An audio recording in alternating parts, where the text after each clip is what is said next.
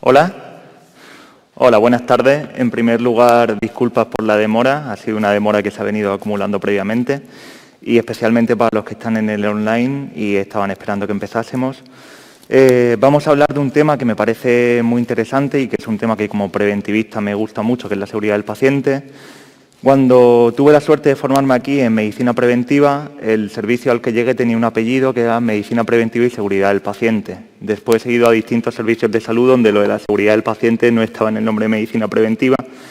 Y esta mañana hablábamos del empoderamiento de la medicina preventiva y de la necesidad de que nos creamos nuestra especialidad, y creo que la seguridad del paciente es uno de los campos de batalla y una de las áreas que tenemos que potenciar sin duda junto a la calidad asistencial. En esta tarde pretendíamos abordar un poco el pasado, el presente y lo que pueda ser el futuro de la seguridad del paciente. Para ello contamos con tres grandes ponentes. En primer lugar va a intervenir Trini Valle Madrazo. Ella es una enfermera que ha estado mucho tiempo en medicina preventiva, de la cual tuve la suerte de poder aprender mucho y que actualmente es la subdirectora de enfermería del Hospital Universitario Marqués de Valdecilla. Posteriormente va a intervenir Virginia García, que es la secretaria general de Sanidad de la Consejería de Sanidad, y va a hablar sobre el impacto económico de la falta de seguridad en materia de seguridad del paciente. Y por último intervendrá Joaquín Cayón, que es el jefe de los servicios jurídicos de la Consejería de Sanidad, para hablarnos del impacto de la no seguridad desde un punto de vista legal. Sin más preámbulo y puesto que vamos un poquito justos de tiempo, doy paso a la primera ponente. Trini, todo tuyo.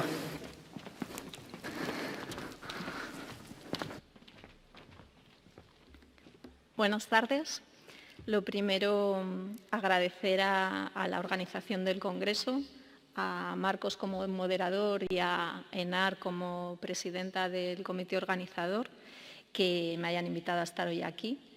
Y bueno, en realidad,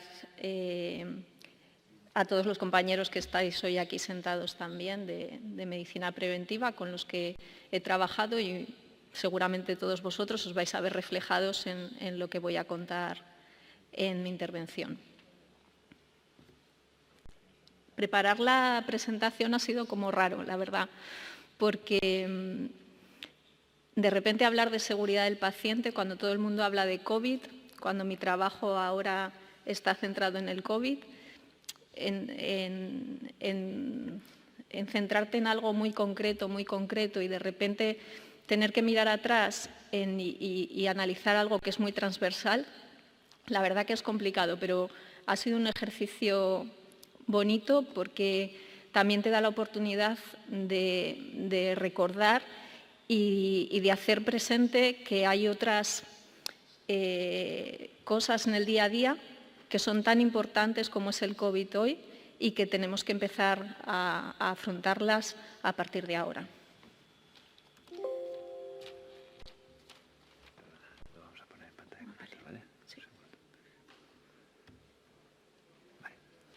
Gracias.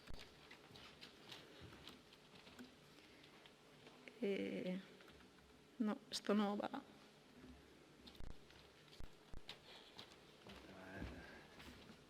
¿Para adelante? ¿Qué querías saber? No, se ha ido. Espera.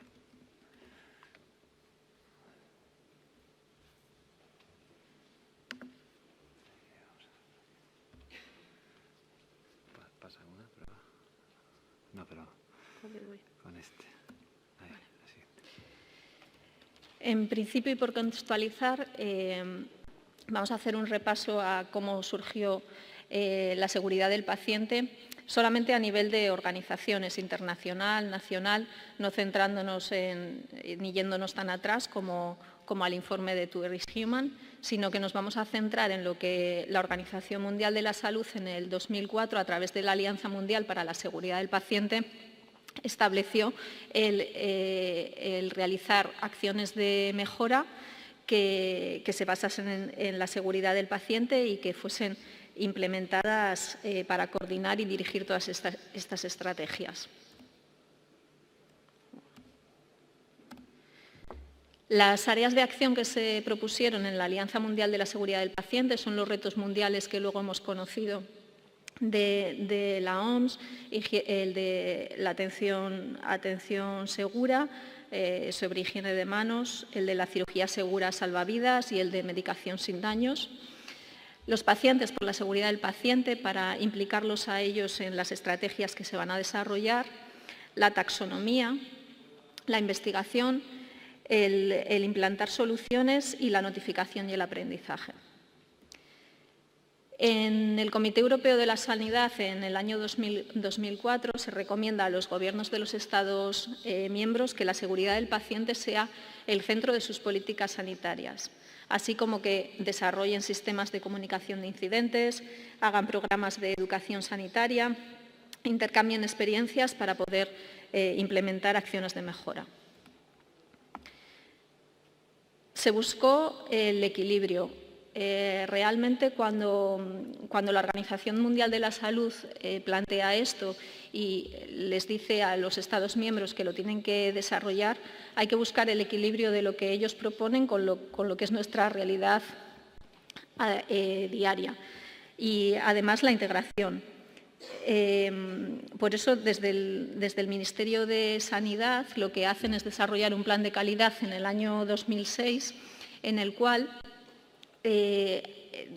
establecen unas herramientas para que los gestores puedan implementar todas las acciones que están desarrolladas en el plan de calidad y, en concreto, la estrategia 8, que es la de mejorar la seguridad de los pacientes.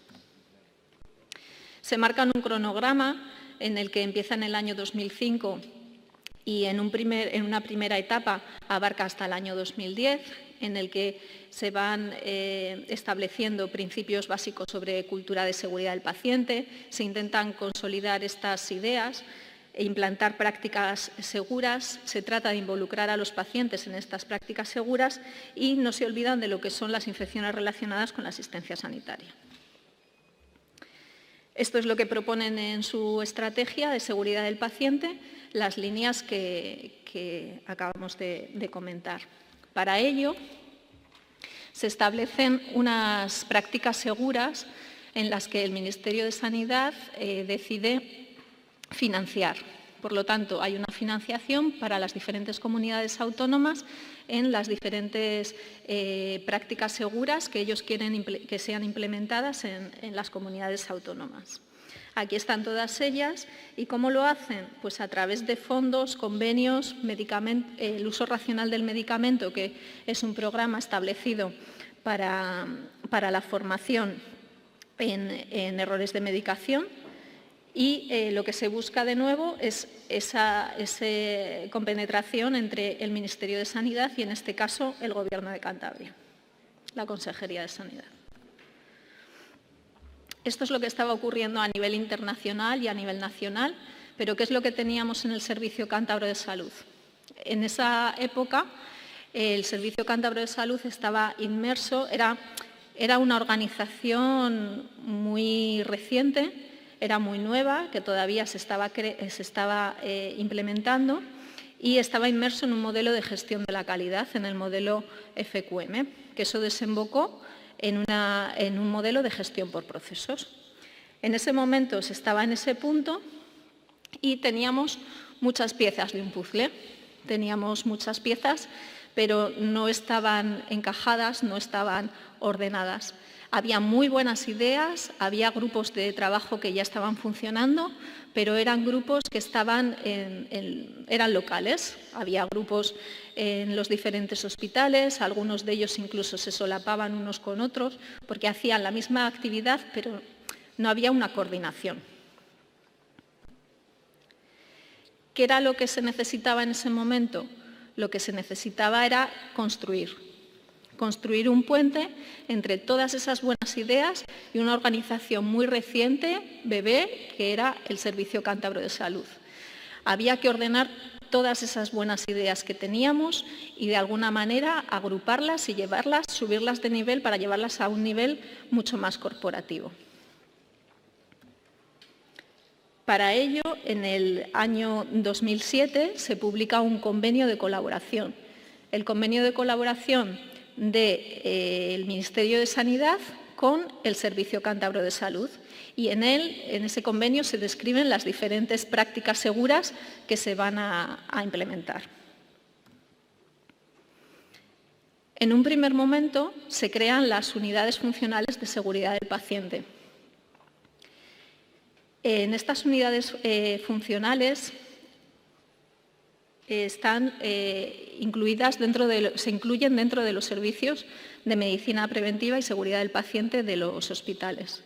Cada uno tenía su unidad funcional, Valdecilla la suya, Sierra Llana y Laredo. En estas unidades funcionales su función era sobre todo tratar, estamos hablando en un primer momento, de formar y sensibilizar a los profesionales sanitarios, así como apoyar a los equipos directivos en la implementación de estas estrategias.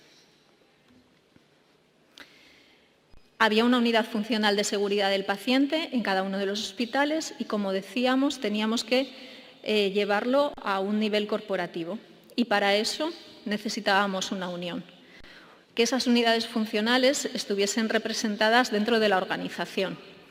En la Subdirección de Desarrollo y Calidad Asistencial del Servicio Cántabro de Salud se crea un área de calidad y seguridad del paciente. Y ese es el sitio en el que se desarrolla la unidad central de estas unidades funcionales, en la que no solo están presentes profesionales de medicina preventiva, sino también hay farmacéuticos, hay farmacólogos, hay clínicos, quirúrgicos o médicos, dependiendo de su especialidad, hay enfermeras de cada una de estas áreas y se incorporan también los servicios jurídicos en estas unidades funcionales. Porque la seguridad del paciente, al fin y al cabo, siempre está asociada a un aspecto jurídico en la que necesitamos asesoría continuamente. La formación fue otro de los impulsos que tuvo la seguridad del paciente. Hablamos antes de la taxonomía. Desde el Servicio Cántabro de Salud sí se participó en el documento de la OMS sobre taxonomía en seguridad del paciente y se dedicó mucho en formación para poder sensibilizar a todos los profesionales sanitarios. Formación avanzada, porque gracias a las financiaciones del Ministerio había una plaza en la que se pudieron formar anualmente profesionales del Servicio Cántabro de Salud en un máster de seguridad del paciente y calidad asistencial. Había formación continuada, que se empezó a utilizar la formación online al principio durante la Bindionet o la intranet que teníamos y que después se fue convirtiendo en el portal Sofos y era lo que utilizábamos para coordinar toda esa formación y se dedicó mucho tiempo y muchos recursos a formar, pero eso ya lo teníamos, porque teníamos ya grupos de mejora que se habían establecido en los hospitales y a través de estos profesionales se realizaba la formación al resto.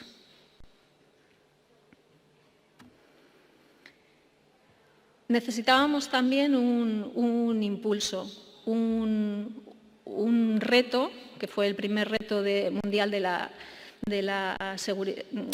la Organización Mundial de la Salud sobre seguridad del paciente, que fue la higiene de manos. La higiene de manos nos lleva acompañando desde el principio de los tiempos y ahora se ha convertido en un hit en los tiempos que estamos viviendo. Ahora es mucho más fácil formar sobre higiene de manos, pero en aquellos momentos era bastante complicado porque la aceptación evidentemente no era muy buena. Pero sí que durante todo este tiempo se han realizado muchas estrategias, se han hecho concursos de fotografía, se ha mantenido el grupo a lo largo del tiempo y al final se ha conseguido consolidar un proyecto en los hospitales. A raíz de la pandemia, evidentemente, se ha reforzado muchísimo más. Otro de los proyectos importantes que hubo fue la identificación de pacientes. Para la identificación de pacientes, en ese momento, era uno de los errores más comunes que teníamos en la asistencia sanitaria y se implantaron las pulseras. Aquí fue importante resaltar que la seguridad transfusional entraron ya a estar normalizada a través de un decreto que se publicó el 11 de marzo de 2011, en el que se establece el sistema de hemovigilancia de la Comunidad Autónoma de Cantabria y en el que en la introducción se hace hincapié en la prevención de errores transfusionales que en ese momento teníamos y en la seguridad del paciente. Se participaba en los proyectos nacionales, en los proyectos cero, bacteriemia cero, que para eso sí que se puso a aprovechar la experiencia que teníamos ya en el grupo de mejora de catéteres vasculares, neumonía cero y resistencia cero. Todos esos proyectos que habían nacido, las piezas del puzzle que habíamos visto que no estaban encajadas, aquí empezaron a encajar y se empezaron a publicar documentos corporativos de aquellos grupos en los que nos permitían tener una globalidad en las intervenciones, una equidad para que todos los profesionales actuasen de la misma manera y a la vez se tenía una evaluación continua de los indicadores que se planteaban en cada uno de los grupos. Las unidades funcionales habían nacido de la financiación o del convenio de colaboración que se había hecho entre el Ministerio de Sanidad y la Consejería de Sanidad de Cantabria. Pero eso había que darle una forma, había que darle una normativa. Y para eso se publicaron los comités de seguridad del paciente y gestión de riesgos. A través de esto se intentaba dar una estructura a todo lo que se venía haciendo durante años anteriores. Se coge impulso con el segundo reto de seguridad del paciente, la cirugía segura salvavidas, en el que se elabora el manual de seguridad del paciente quirúrgico y se implantan los checklists en diferente medida en los hospitales del Servicio Cántabro de Salud. Aquí lo que tenemos implantado es el SINASP, que es el Sistema de Notificación y Aprendizaje para la seguridad del paciente del Ministerio de Sanidad. En el año ya 2015 se publica la Estrategia de Seguridad del Paciente del Ministerio de Sanidad. Las líneas estratégicas que se plantean son las líneas que se han seguido durante todo este tiempo en paralelo del Servicio Cántabro de Salud.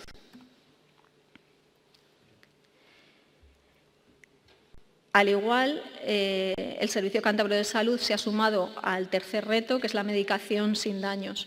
Esto es algo que se irá todavía implantando diferentes intervenciones en un futuro. Por ejemplo, la administración de la medicación, el evitar interrupciones durante la administración de la medicación para que no haya tantos errores. Esa es una de las líneas a seguir en el futuro. Se han implantado proyectos como es infección quirúrgica cero, ITU cero y Invervac. Se elaboró la guía de vigilancia y control de microorganismos multiresistentes a la vez que se desarrollaban sistemas de vigilancia dentro de los hospitales, siempre con los multiresistentes más prevalentes que teníamos aquí, y no solamente es la guía, sino que es todo el sistema de vigilancia que tenemos detrás. Bueno, es por ir acabando. Y aquí me gustaría hacer una reflexión porque llegó el 2020 y hubo como un parón, todo se convirtió en Mordor y de repente estamos viendo como un anillo de luz que nos deja ver un poco más allá. Para poder implantar nuevos proyectos, porque al fin y al cabo el COVID tendremos que convivir con él y hay proyectos que han quedado estancados, hay otros que evidentemente se han lanzado incluso más si cabe, como es la higiene de manos o como son los aislamientos, porque es nuestro día a día ahora, pero hay estrategias que son transversales, que tenemos que cuidar, mimar y relanzar, incluso crear algunas nuevas, como pueden ser la humanización en cuidados o las estrategias que hablábamos de la medicación sin daños como novedades, pero hay que seguir manteniendo y evaluando qué es lo que estábamos haciendo hasta ahora. Y nada más. Muchas gracias. Presidenta.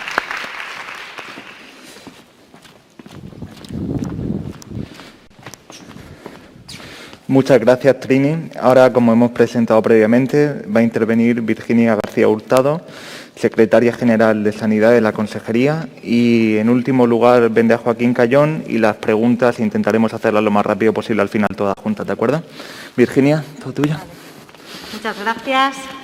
Buenas tardes a todos. En primer lugar, dar las gracias por la invitación que me han efectuado en el marco de este Congreso Nacional e Internacional y la posibilidad de participar a través de esta ponencia que se enmarca dentro de esta mesa, cuyo título principal es la seguridad del paciente, pasado, presente, y el futuro lo ponemos en interrogantes. Bien, se me solicitó un punto de vista no sanitario y por mi formación me fui a la parte económica.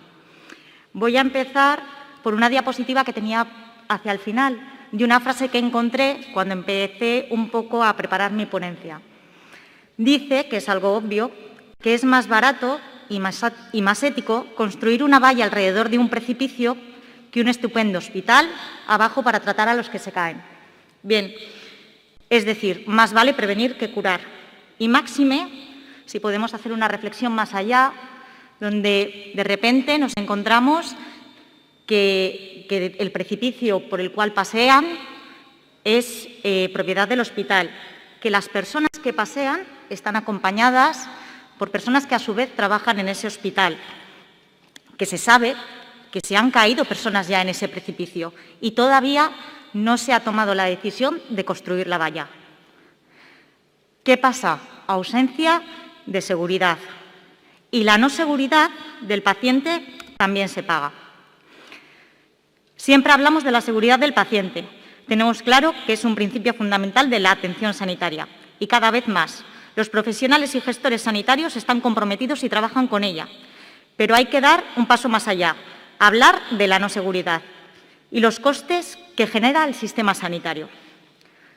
Para ello partimos del primer concepto. ¿Qué es seguridad del paciente? Bueno, pues una de tantas definiciones, en este caso de la Organización Mundial de la Salud, es la reducción del riesgo del daño innecesario asociado a la atención médica de un mínimo aceptable. Por contraposición está el daño al paciente, que es cualquier daño involuntario o innecesario que resulte de o estar propiciado por la atención médica, incluyendo la ausencia de tratamiento médico. Pero para completar esta definición de qué se entiende por los costes económicos de la no seguridad, hay que ir al coste del fallo, es decir, a la cuantificación en términos de carga de enfermedad, morbilidad y mortalidad, impacto financiero y de recursos en el sistema sanitario. Uniendo todo ello, podemos decir que los costes de la no seguridad son aquellos en que incurren los sistemas de salud para diagnosticar, tratar y rehabilitar a los pacientes que sufren daño, ya sea por la atención médica y todo lo relacionado con ella, ya sea por la puesta en marcha de intervenciones no exentas de heterogeneidad. La seguridad del paciente, componente clave de la calidad asistencial, ha adquirido gran relevancia en los últimos años, no solo para los pacientes y sus familiares, sino también para los clínicos y los gestores. ¿Qué se busca? Se busca una asistencia sanitaria segura, efectiva y eficiente. Las principales organizaciones de la salud, como la Organización Mundial de la Salud, la Organización Panamericana de la Salud, el Comité de Sanidad del Consejo de Europa, así como diversas agencias y organismos, han desarrollado estrategias en los últimos años para proponer planes, acciones y medidas legislativas, todas ellas encaminadas a controlar los eventos adversos evitables en la práctica clínica. Bueno, una de tantas definiciones de lo que se considera efecto adverso son lesiones o complicaciones no intencionadas que derivan de la asistencia sanitaria, más que de la situación clínica del paciente y que pueden causar la muerte, la incapacidad en el momento de alta y prolongar las estancias hospitalarias.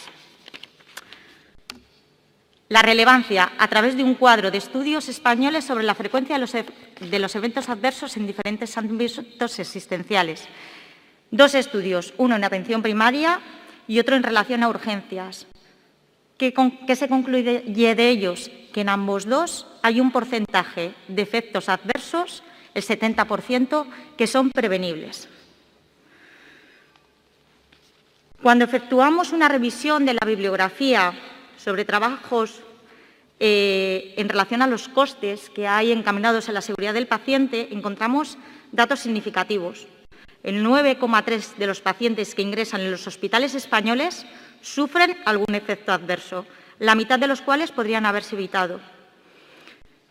El 25% de los efectos adversos en los hospitales españoles tienen relación con problemas en la realización de un procedimiento. La mitad son consecuencia de una intervención quirúrgica. Y el 31,7% de los efectos adversos relacionados con problemas técnicos durante la realización de un procedimiento pueden evitarse. Noticias o conclusiones que saltan a prensa. El error médico es la tercera causa de muerte en Estados Unidos. El 50% de eventos adversos en atención médica son prevenibles. La Organización para la Cooperación y el Desarrollo Económico, la OCDE, ha publicado recientemente un informe sobre la economía de la seguridad del paciente en la atención primaria y ambulatoria, basándose en la evidencia científica existente en este ámbito, que no es tan amplia como la atención hospitalaria, especialmente en cuanto se refiere al análisis económico. La atención primaria y ambulatoria es el fundamento y la clave para conseguir sistemas sanitarios de alto rendimiento sostenible y sólido. Hasta el 80% de los daños en la atención primaria y ambulatoria son evitables. La mitad de la carga de enfermedades globales que se generan en el paciente debido a los errores se originan en la atención primaria y ambulatoria. Se puede corregir a través de inversiones, de formaciones, de investigación. Se puede conseguir mediante la digitalización. Hay que fortalecer la gestión y la vigilancia. Para conseguirlo, se debe invertir en capital humano, esencial, especialmente en educación y formación del personal sanitario. Y esto solo se puede conseguir mediante el liderazgo de todos los niveles del sistema sanitario, así como el apoyo a nivel político. El gasto económico de los errores de seguridad es alto. Sin una mejora de las políticas en atención primaria y ambulatoria y un incremento de la responsabilidad, es probable que el problema se expanda todavía más. De hecho, luego veremos datos económicos donde veremos que la ausencia de no hacer o no actuar implica no seguridad y con ello un mayor coste.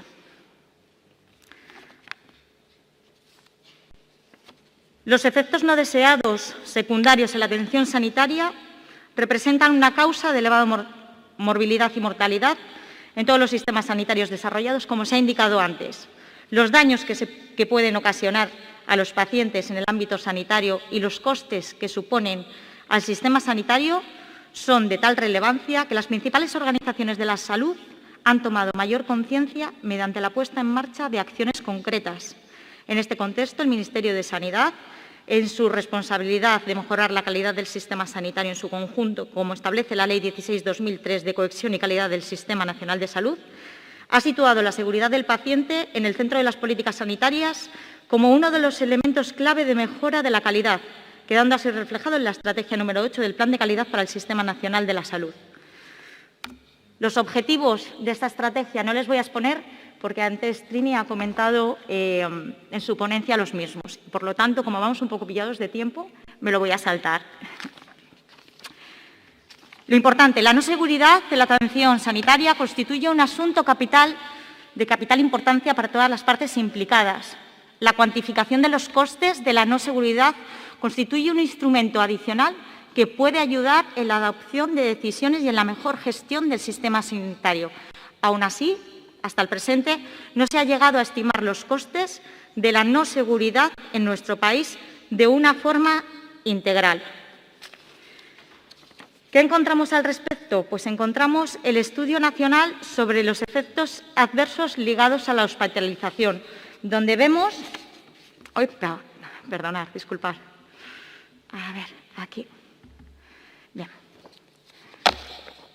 Pues información relevante en relación a los costes de la no seguridad, los costes de los efectos adversos relacionados con la medicación ascendieron a 882 millones de euros. El coste global asociado a la infección nosocomial supuso 910 millones de euros y el coste asociado a eventos adversos relacionados con actos quirúrgicos superó los 606 millones de euros. En el año 2005, el coste sanitario directo de la no seguridad ascendió a 2.398 millones de euros. Trasladando ese estudio que se efectuó en el ejercicio 2005, se realizó un nuevo estudio y en el año 2013 se actualizó, dándonos los siguientes costes. Se elevó el coste de la no seguridad del paciente de 2.000 hospitalizados a 2.474 millones y a 960 millones de euros en pacientes no hospitalizados. Esta estimación indica que los costes de la no seguridad se situaría en torno al 6% del gasto sanitario público. Bueno, me quiero ir a la tabla, que es realmente donde vemos la base de la ponencia. En ella podemos ver que se clasifican costes en función de si se ha procedido de pacientes ya ingresados o si se han derivado de los pacientes ambulatorios que requirieron hospitalización y otros tratamientos. En el primer caso, el coste de la no seguridad derivados de pacientes ya ingresados, el montante total suma 2.500 millones de euros. En el caso de los pacientes ambulatorios, 969 millones de euros. Los costes totales, 3.443 millones de euros en el ejercicio 2011. En el ejercicio 2005 eran 2.395 millones. En 6 años, casi 1.000 millones de euros más de 1.000 millones, se incrementó el hecho de no tener seguridad. Bueno, y aunque parece que la ausencia de seguridad es algo que siempre ha estado ahí, la preocupación por la misma no tiene una raigambre tan larga. Las primeras referencias internacionales son parciales y se enfocan a un elemento particular del sistema, el medicamento. El ámbito de la no seguridad en el que más se ha investigado ha sido en relación a los fármacos. Los datos relacionados con los efectos adversos referidos a los fármacos presentan las siguientes cifras.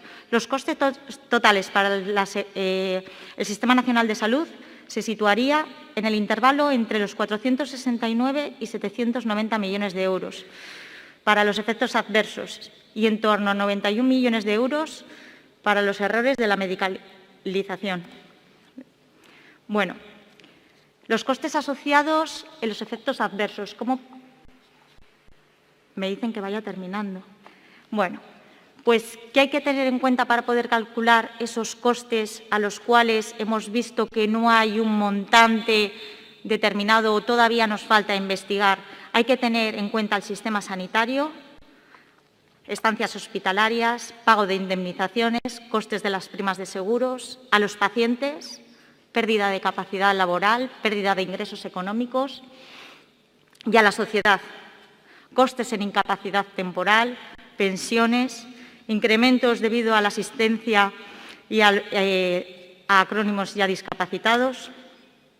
Bueno, ¿cómo se consigue el poder invertir en seguridad? Bueno, pues tiene que ser a través de la inversión de la calidad, pero siempre desde el equilibrio. Cuando no se tiene o no se invierte en calidad, evidentemente el riesgo es mayor, pero llega un momento que si empezamos a invertir, cada vez los riesgos van a ser menores y nos vamos a gastar más dinero del feedback que recibimos de la no calidad. Para finalizar, la inversión en seguridad está más que justificada. Muchos eventos adversos pueden prevenirse sistemáticamente a través de mejores políticas y prácticas. El coste de la prevención suele ser mucho menor siempre que el coste del daño. Si tenemos en cuenta que el estudio de ENEAS concluyó que un 42% de los eventos adversos registrados podrían haberse evitado, ¿se imaginan el ahorro que puede suponer la inversión en programas de prevención y de mejora de la seguridad y calidad asistencial? La no seguridad es cara. Y quería terminar con esta reflexión. Lo peor no es cometer un error, sino tratar de justificarlo en vez de aprovecharlo, como aviso provincial de nuestra ligereza o ignorancia. De Santiago Ramón Rojal. Muchas gracias.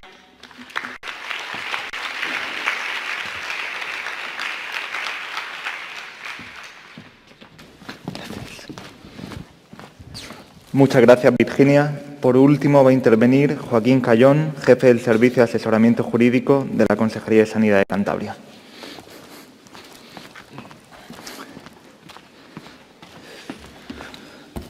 Bueno, buenas tardes a todos. En primer lugar, lógicamente, palabras de agradecimiento a los organizadores, muy particularmente a Enar Rebollo, presidenta del Comité de Organizadores de este Congreso. Sé que dispongo de poco tiempo y que, de alguna forma, la hora no invita tampoco a reflexiones muy sesudas, con lo cual, bueno, pues voy a pasar ya directamente a lo que sea mi exposición. No sé si no se ve todavía en la pantalla o tengo que hacer algo, porque yo verla la veo.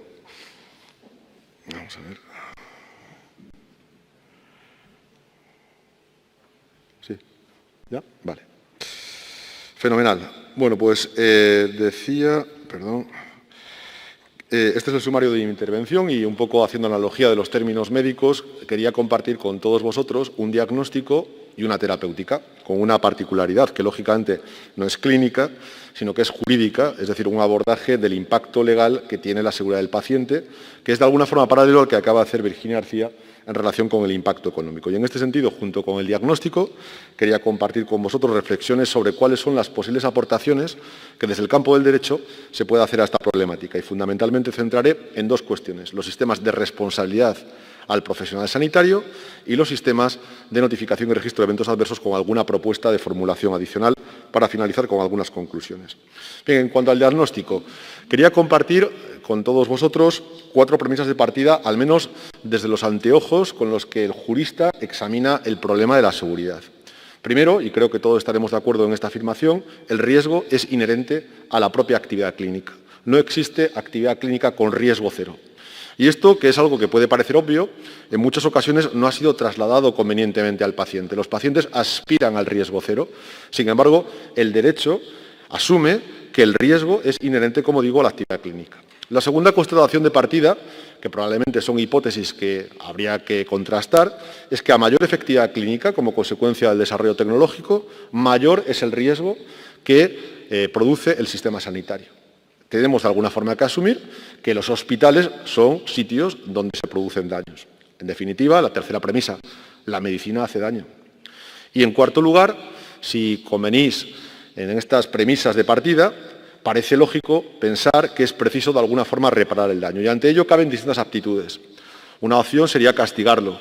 Otra opción sería no castigarlo, pero indemnizar al paciente que se vea perjudicado. Y una tercera, que probablemente es la que aquí postulemos finalmente por conveniencia común, que es tratar de ver una perspectiva del daño desde la perspectiva del aprendizaje, aprendiendo, por tanto.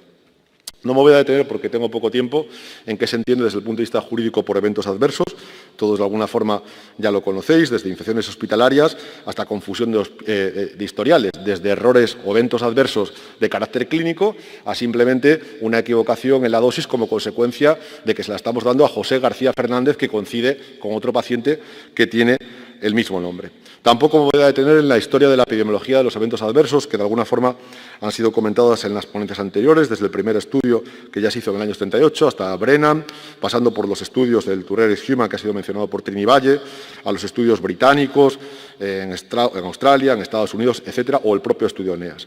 Sí me gustaría reparar en esta diapositiva en el sentido de que es un estudio actualizado, en cuanto que la especialidad médica actualmente más demandada en España en el periodo comprendido entre 2008 y 2020 es la especialidad de medicina de urgencias hospitalarias, probablemente por el escaso tiempo que muchas veces tienen para atender al paciente, seguido de traumatología, medicina de familia y cirugía general. En cualquier caso, Estos estudios lo que demuestran es que las cifras son altas, que tenemos un problema serio, que es un problema que tampoco mejora en términos significativos y que, por otra parte, está provocando una mayor intolerancia social como consecuencia de la progresiva concienciación del paciente que muchas veces aspira a una medicina con riesgo cero. Es más, el resultado satisfactorio se empieza a ver como un derecho del paciente. Y ante ello, quería compartir con vosotros, pues preguntas que hago en voz alta. ¿Qué margen de seguridad cabe esperar y cuál es aquel que el paciente tiene derecho a exigir? ¿Qué tipo de errores estamos dispuestos a reconocer? ¿Qué entienden por error los pacientes y los profesionales? ¿Y qué papel juega la información a la hora de que el paciente pueda comprender lo que sucede o lo que haya sucedido? En este sentido, hay distintas encuestas, distintos estudios en los que incluso se acredita que 7 de cada 10 médicos actúan condicionados por el miedo a la judicialización, lo cual provoca una práctica que, en definitiva, es contraria a la lex artis, a la buena práctica clínica, que es la medicina defensiva. Nada menos que el 52% de los facultativos realizan prácticas de medicina defensiva. Por ejemplo, el sobrediagnóstico en pruebas radiológicas o también incluso en la prescripción farmacéutica de antibióticos. Las reclamaciones en el último año han crecido un 30% y el número de reclamaciones frente a los servicios de salud se ha multiplicado por 4 en los últimos años, lo cual hace que en la prensa aparezcan anuncios de este tipo, que han dado lugar a un nicho de empleo en el ámbito de la abogacía. Abogados especialistas en negligencias médicas en Santander. Lo que subrayo es el antetítulo, igual se ve pequeño. Primera consulta gratuita. Podéis ticar en Google reclamación por negligencia médica y veréis que hay, lógicamente, muchas primeras consultas gratuitas, incluso despachos de abogados que anuncian que solo cobran si ganamos. En Madrid, y he hecho una búsqueda aleatoria, abogados de negligencias médicas sin pago por adelantado. E incluso hay programas que ya anuncian la posibilidad de reclamar una negligencia médica en 5 pasos. La pregunta que cabe hacerse ante este diagnóstico inicial es si es necesario cambiar el modelo. No postulo un modelo que apunte hacia la sublimidad o hacia la perfección del sistema, pero sí un modelo que por lo menos sea practicable. Lo que es claro es que no podemos seguir funcionando como si el error no existiera. Ratifico y reitero aquí la afirmación de partida. El error es consustancial a la práctica clínica y, consecuentemente, también lo es el riesgo. Sin embargo, seguimos viviendo en un sistema que tiende al reduccionismo y a la culpabilización individual.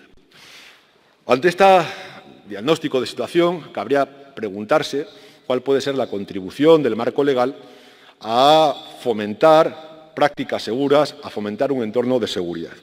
Y en este sentido, en relación con el abordaje del cambio, podríamos fundamentalmente, hay otras muchas medidas de carácter clínico, pero desde la perspectiva jurídica, podríamos fundamentalmente poner sobre la mesa los sistemas de responsabilidad o de exigencia de responsabilidad de los profesionales y los sistemas de registro de eventos adversos.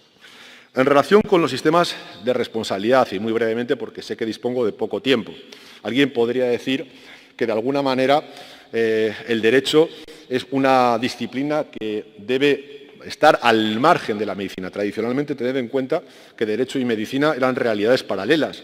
Era algo así como lo de zapatero a tus zapatos. El derecho no debe intervenir en la actividad clínica. Sin embargo, actualmente no hay ninguna duda de que el facultativo está sujeto a responsabilidad. Hay 2 tipos de responsabilidad exigible a un facultativo. La responsabilidad civil, que persigue la indemnización económica al paciente, y la responsabilidad penal. Cuando las negligencias son más graves, en ese caso la finalidad última de este tipo de responsabilidad es el castigo al facultativo. Estas son las vías que, desafortunadamente, hoy en día ofrece el derecho.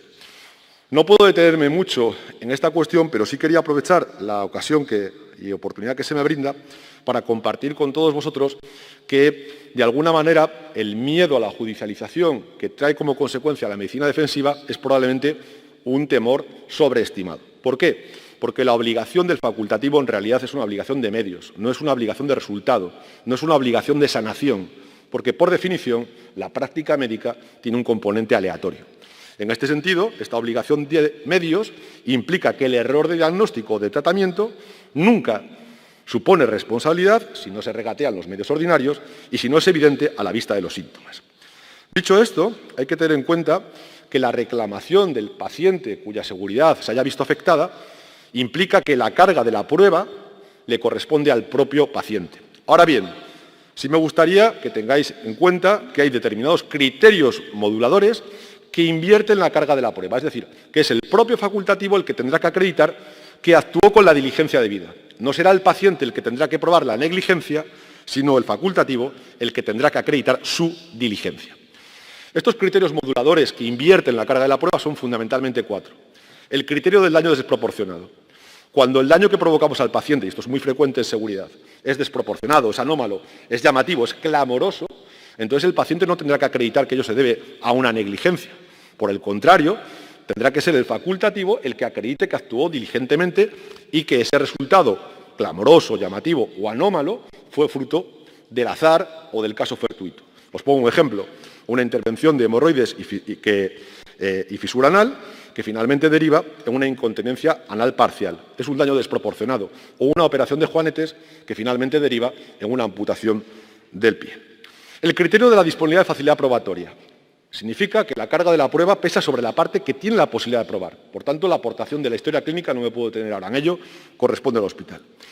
Sí me parece más interesante que tengamos en cuenta, porque estos son criterios que de alguna forma no son conocidos muchas veces en los sistemas de seguridad, en los últimos criterios que voy a exponer muy brevemente. El criterio de la probabilidad cualificada y el criterio de la pérdida de oportunidad. El criterio de la probabilidad cualificada implica que cuando no sepamos a ciencia cierta cuál es la relación de causalidad, la relación causa-raíz por la cual se ha provocado un daño, tenemos que acudir a una probabilidad estadística, a través de los informes periciales.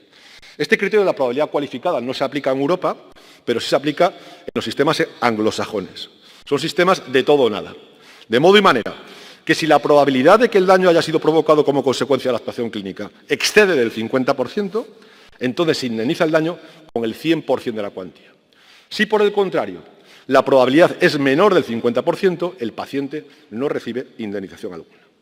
Sin embargo, este criterio de la probabilidad cualificada no es el que rige en los sistemas continentales, como es el caso español, lógicamente. Al abrigo de este criterio hay que tener en cuenta que si la probabilidad es superior al 80%, entonces se indemniza el 100% de la cuantía. Si la probabilidad es inferior al 15%, entonces no se indemniza nada. Y si la probabilidad se encuentra entre el 80 y el 15%, se indemniza una cuantía al arbitrio judicial, porque lo que se resarce es la pérdida de oportunidad. No sabemos qué hubiera ocurrido, pero justamente como no lo sabemos, eso es lo que tenemos que resarcir. Pondré un ejemplo muy rápido. Vamos a imaginar una lesión de un buceador como consecuencia de un accidente de descomprensión de la bomba. Vamos a imaginar, no sé, un buceador que se encuentra en una isla, en Menorca, por poner un ejemplo, y la bomba no funciona. Lógicamente, el resultado de muerte se hubiera podido producir igual, pese a que a la ambulancia se hubiera retrasado. Pero nunca sabremos qué habría ocurrido si la ambulancia hubiera llegado a tiempo. En este caso, el buceador quedó con secuelas, en silla de ruedas. Pero hay una probabilidad solo del 45%, en virtud de la cual el hecho se hubiera producido igual al margen del retraso de la ambulancia. Este 45% en los sistemas continentales sí genera indemnización. Sin embargo, en Estados Unidos, como no llega a alcanzar el 50%, no provocaría resarcimiento alguno. En todo caso, creo que tendríamos que postular, y voy muy brevemente acabando, por sistemas de responsabilidad objetiva. Y en este sentido yo soy muy militante del sistema sueco. En Suecia no se complican la vida, no analizan la negligencia.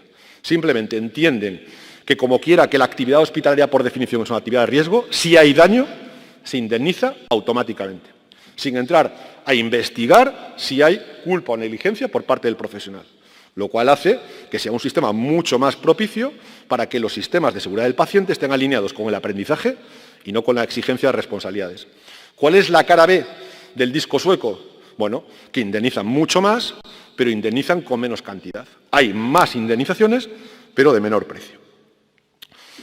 Dos reflexiones rápidas sobre la segunda herramienta que puede poner en valor el ordenamiento jurídico, que son los sistemas de notificación y registro de eventos adversos. Bien, ya sabemos que estos sistemas produjeron un cambio de enfoque, originariamente eran sistemas estadísticos, y bueno, me da un poco de apuro porque estoy ante expertos en la materia y no voy a descubrir nada que no sepáis ya previamente.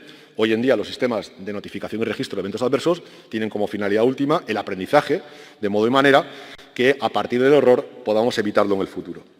No obstante, los sistemas de registro y notificación en otros países creo que son mucho más, o están mucho más alineados con la posibilidad de coadyuvar este arbitraje, por básicamente 3 características que no concurren en los sistemas españoles que se han implementado. Son obligatorios para los profesionales que tienen el deber de notificar, son confidenciales, lo cual significa que no son anónimos porque hay un tercero que conoce la identidad del notificante, y por otra parte, y lo más importante, no son punitivos, no pueden ser utilizados en contra del notificador. En este sentido, en el ámbito español, la Ley de Cohesión y Calidad realmente tiene una muy breve descripción de lo que son los eventos adversos. Los califica como prácticas que hayan resultado un problema potencial de seguridad para el paciente. Yo creo que, y lo dejo aquí para el debate, la seguridad del paciente es algo más que un problema potencial de seguridad. Yo creo que la seguridad del paciente debe incluir no solo los incidentes, que serían acontecimientos que no llegan a generar daño, sino también los accidentes, que son aquellos incidentes que además provocan un daño. Por otra parte, deben incluir los errores médicos y las negligencias. Con error médico y negligencia tenemos el mismo juego que con incidente-accidente. Un error médico no es necesariamente algo reprochable, porque puede siempre concurrir. ¿Cuándo es reprochable? Cuando es un error médico no justificable. Entonces hablamos de negligencia. Dicho esto, cabría preguntarse quién debiera notificar.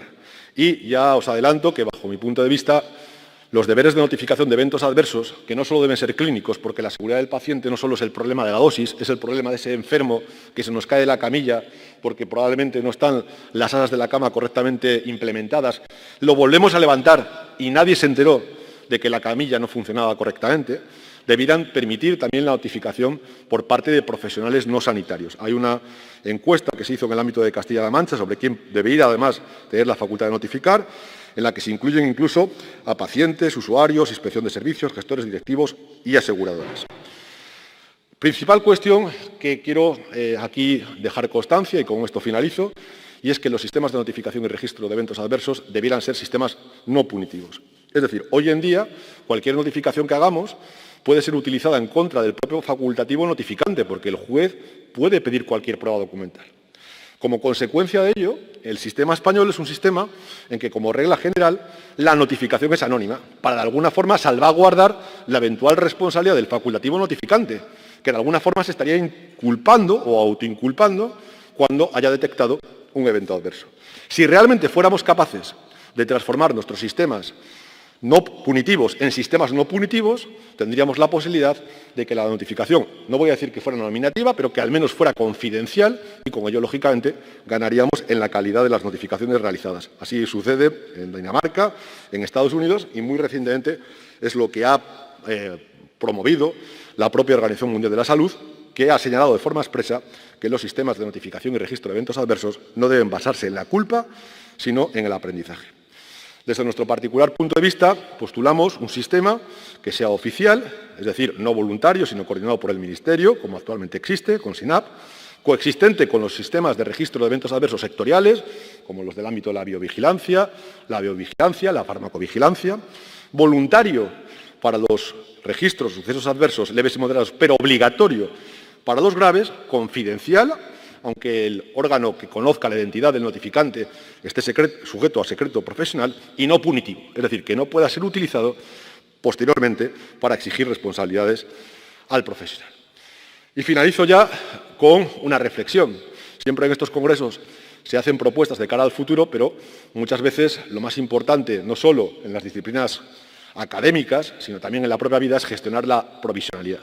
Y cabría preguntarse, ¿y mientras tanto qué? Y yo siempre pongo aquí una foto de Zygmunt Bauman, que es un filósofo polaco que murió o falleció hace 4 años, que tiene una obra que seguramente todos conocéis que se llama La modernidad líquida. Bauman dice que frente al mundo anterior, que era un mundo de certezas, un mundo de realidades sólidas, la realidad contemporánea se caracteriza por la liquidez, por la incertidumbre, por la imposibilidad de conocer a priorísticamente qué es lo que va a suceder.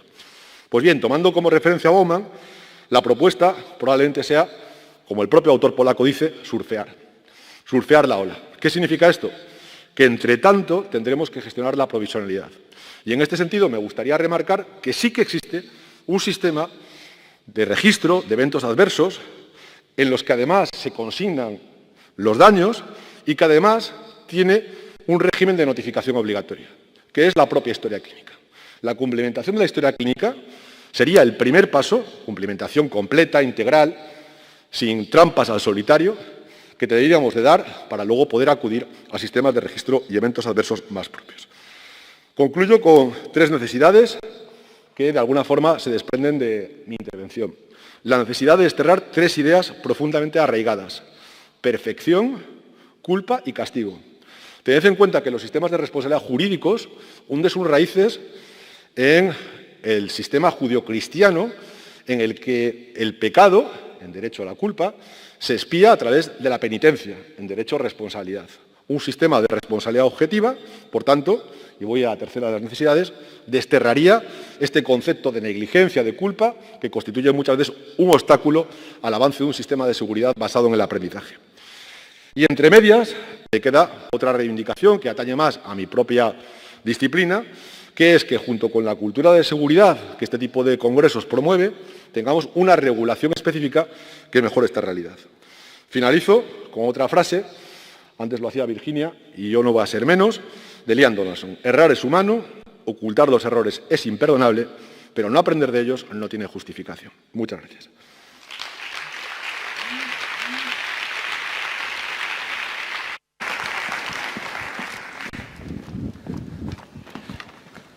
Muchas gracias, Joaquín. Gracias a los 3 ponentes, porque hemos tenido que ir un poco corriendo para cumplir los tiempos de todo el mundo.